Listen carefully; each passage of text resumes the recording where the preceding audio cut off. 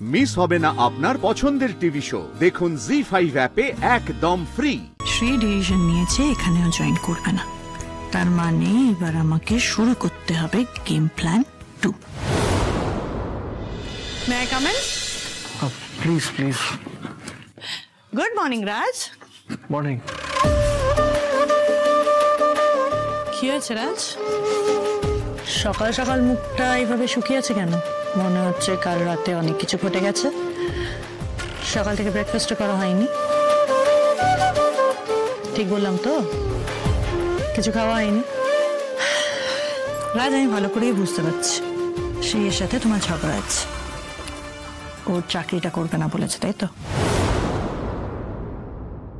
যে কনফিডেন্স নিয়ে কালকে আপনাকে বলেছিলাম যে শ্রীকে রাজি করানোর দায়িত্ব আমার, সেই দায়িত্বটা আমি পূরণ করতে পারলাম না, তাই তোমার সাথেও ঝগড়া হয়েছে। আপনি কি করে বুঝলেন? কারণ আমি তোমার মন পড়তে পারি। আপনি আমার মনও পড়তে পারেন? হ্যাঁ, সবার নয়, তবে রাজ ঘোষালের মতন কেউ যদি হয়, তার মনে কি চলছে সেটা জানতে ইচ্ছে করে। আচ্ছা রাজ, শ্রী যদি চাকরিটা করতে না চায়, তাতে তুমি মন খারাপ করছো কেন? এতে তোমার তো কোনো দোষ নেই। তুমি ওকে একটা প্রপোজাল দিয়েছিলে, সেটাও রিজেক্ট করলো, দ্যাটস অল। মানে বিপাশা, এটাই তো আমি বুঝতে পারছি না, এত ভালো একটা প্রপোজাল ছিল, শ্রী কেন এটা রিজেক্ট করলো?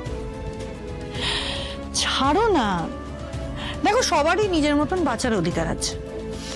তুমি তোমার মতন বাঁচতে ভালোবাসো, ওর মতন বাঁচতে ভালোবাসো।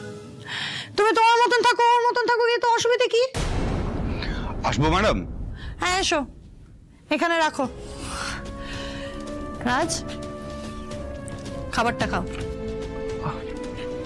না মানে বিপাশা, আমার না একদম খাওয়ার ইচ্ছে নেই, প্লিজ কিছু মাইন্ড করবে না, আমি সত্যি খেতে চাই না, প্লিজ প্লিজ। চলো, তুমি এগুলো নিয়ে চলে যাও। না, দুটো প্লেটই কেন নিয়ে যাবে?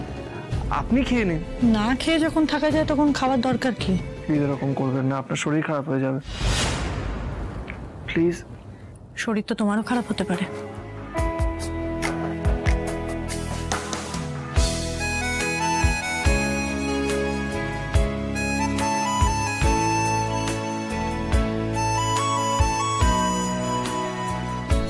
শ্রী ডিসিশন নিয়েছে এখানেও জয়েন করবে না, তার মানে এবার আমাকে শুরু করতে হবে গেম প্ল্যান 2। আচ্ছা, জয়েনিং করার ব্যাপারে যিনি আপনার ইন্টারভিউ নিয়েছিলেন তিনি তো আপনাকে সবটা বলেছেন? না স্যার, যতক্ষণ না সাইন করছি ততক্ষণ তো পাকাপাকি কোনো কথা বলবেন না বলেছিলেন। এখন তো সবটাই আপনাদের হাতে। আপনি বলুন না স্যার, কবে থেকে জয়েনিং? কন্ট্রাক্টে তো সই হয়ে গেছে, কাল থেকেই আপনার joining. Thank you sir, thank you so much. বলছি স্যার, আমি কোন প্রজেক্টে কাজ করছি, আমার বস কে, এই ব্যাপারে যদি একটু ডিটেলে বলতেন। আমাদের প্রজেক্ট ম্যানেজারই আপনার বস হবে। ওকে, তার নাম কি স্যার? এই, এত কথা বলছিস কেন? এত কথা বললে কিন্তু আমি স্যারকে বলে দেবো। এত কথা বলে না, বকুনি না দিলে কোনো কাজ হয় না। আপনি একটু বসুন, আমি একটু বাইরে থেকে আসছি। বলছি স্যার, ওনার নামটা তো বললেন না। এত উতলা হচ্ছেন কেন? সব জানতে পারবেন, কি কাজ না কাজ সব। আপনি এখন আসতে পারেন। Thank you sir.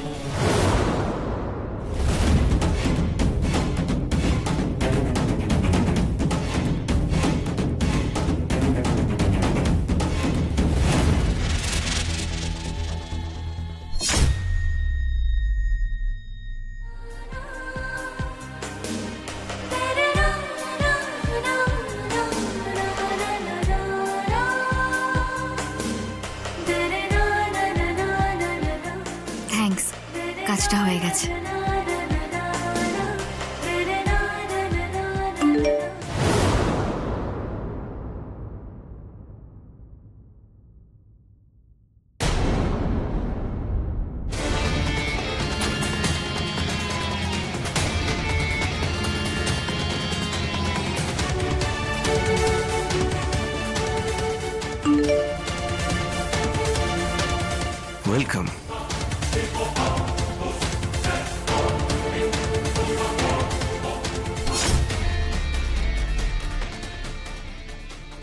I come in, Raj?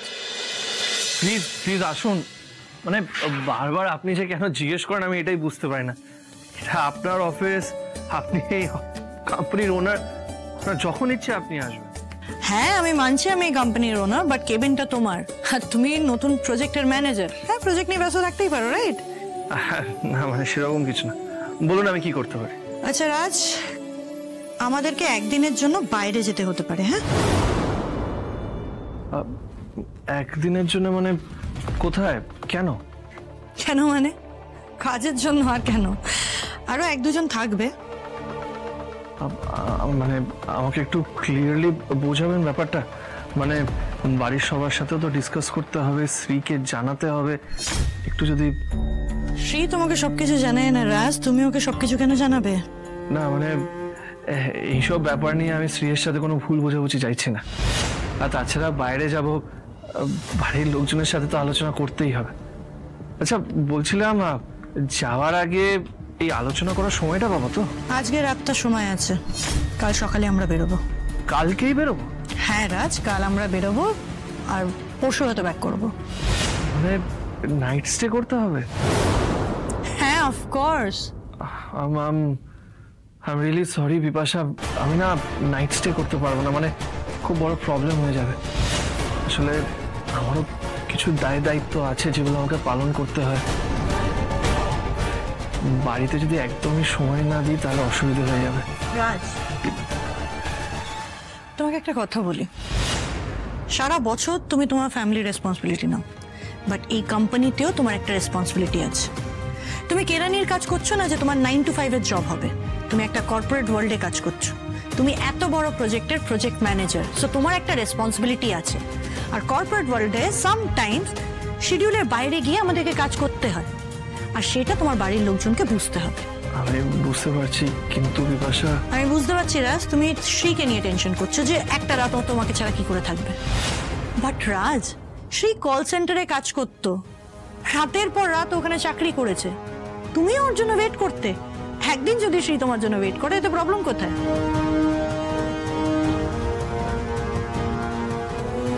Still যদি তোমার অসুবিধে হয় তাহলে কাজ শেষ করে রাত্রিবেলা ফিরে এসো, স্টে করতে হবে না।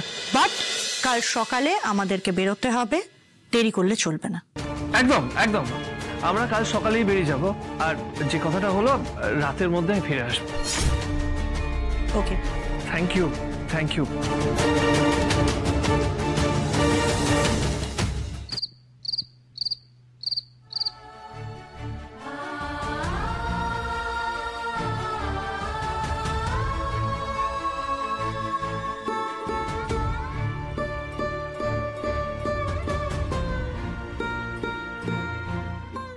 জি5 ডাউনলোড করুন আর সব এপিসোড দেখুন একদম ফ্রি।